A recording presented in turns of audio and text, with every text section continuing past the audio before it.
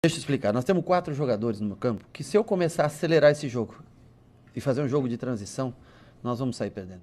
Olá, meus amigos, olá, minhas amigas, tudo bem com vocês? A coletiva de Rogério Ceni chamou a atenção alguns pontos. Rogério Ceni sempre traz algumas situações de boa reflexão, né? Nesse triunfo do Bahia contra a equipe do Vitória, e isso já vem de algum tempo e também me incomoda, é esse jogo do Bahia muito penteado, né? Aquele jogo de troca de passes, mas muitas vezes você não tem aquele jogo de transições rápidas, né, de um contra-ataque rápido. Muitas vezes o Bahia prefere ficar com a bola, trabalhar mais a bola, trabalhar o jogo de troca de passes do que, de fato, acelerar um pouco mais. É evidente que em alguns jogos a gente viu isso. Por exemplo, o Ratão acelerou e fez a jogada para o segundo gol do Bahia, o gol do Luciano Juba. Mas na maioria das vezes a torcida chega a ficar, tal, reclamando.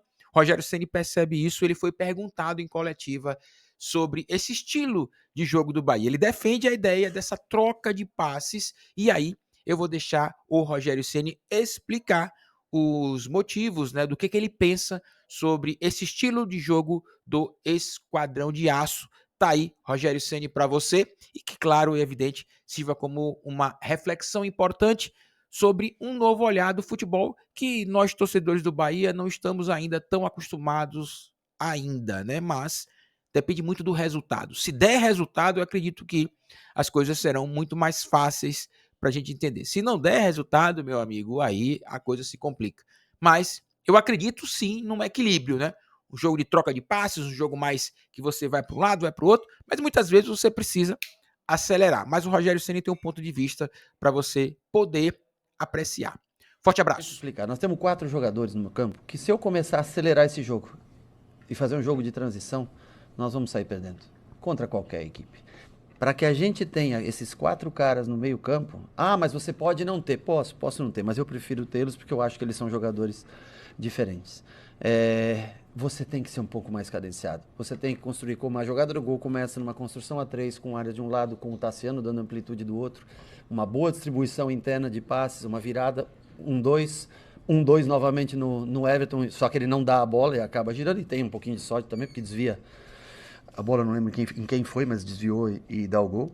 Mas é uma jogada bastante trabalhada pela gente, bastante padronizada pela gente, esse tipo de construção. Quando ela encaixa bem e você consegue inverter o lado, trazer para dentro, ter cada um ocupando o espaço de campo correto, tende a dar boas jogadas. Agora, se a gente acelerar mais o jogo, esses 4 caras não vão aguentar tanto tempo dentro do campo.